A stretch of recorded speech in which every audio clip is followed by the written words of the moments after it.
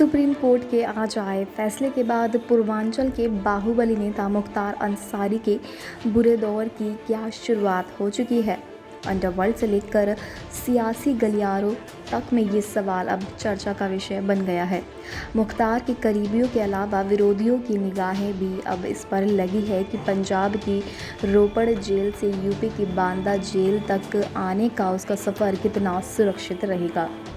दरअसल मुख्तार कतई नहीं चाहता कि योगी सरकार के रहते हुए वह यूपी की किसी जेल में बंद रहे, क्योंकि उससे अपने गुर्गे मुन्ना बजरंगी के अंजाम का खौफ सता रहा था।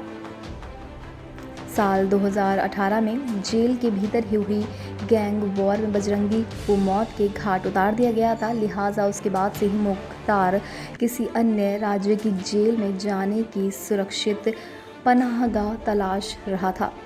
बता दें कि यूपी की बांदा जेल से कहीं और शिफ्ट होने के लिए मुख्तार ने बेहद सोची समझी रणनीति बनाई और वह कामयाब भी हो गई। अगर यूपी सरकार ने सुप्रीम कोर्ट में दस्तक ना दी होती तो पिछले 26 महीने से पंजाब की रोपड़ जेल में आराम व बेफिक्री की ज़िंदगी गुजार रहा होता।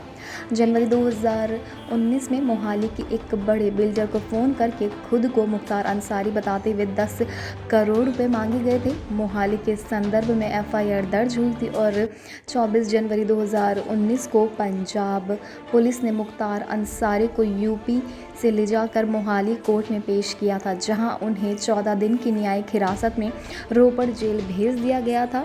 तब से ये हिरासत लगातार बढ़ती जा रही है।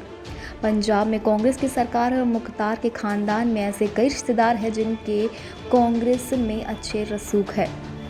केंद्र में यूपीए की सरकार के दौरान देश के उपराष्ट्रपति रहे हामिद अंसारी रिश्ते में मुख्तार के चाचा लगते हैं। 100 जुर्म की दुनिया के माहिर खिलाड़ी रह चुके मुख्तार को इतनी सियासी समझ थी कि अपने फ़ायदे के लिए राजनीतिक रसूख का इस्तेमाल कब कैसे कहाँ करना है। पंजाब सरकार ने भी उसका पूरा समर्थन दिया था।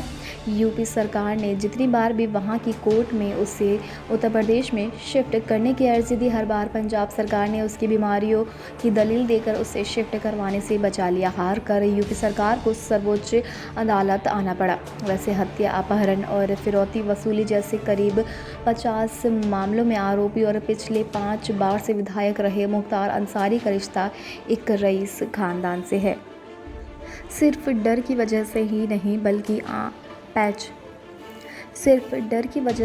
बल्कि काम की वजह से भी इलाके के गरीब गुरबों में मुख्तार अंसारी के परिवार का सम्मान है। शायद कम लोगों को ही पता हो कि मऊ में अंसारी परिवार की इस इज्जत की एक वजह और है, और वो है इस खानदान का गौरवशाली इतिहास।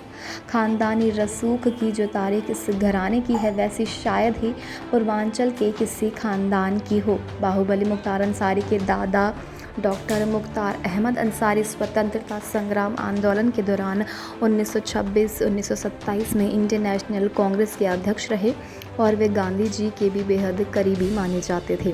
मुख्तार अंसारी के दादा की तरह नाना भी नामचीन हस्तियों में से एक थे। शायद कम लोग ही जानते हैं कि महावीर चक्र विजेता ब्रिगेडियर उस्मान मुख्तार अंसारी के नाना थे, जिन्होंने 47 की जंग में न सिर्फ भारतीय सेना की तरफ से नवशेरा की लड़ाई लड़ी, बल्कि हिंदुस्तान को जीत भी दिलाई। हालांकि वो खुद इस जंग में हिंदुस्तान के लिए शहीद हो गए थे।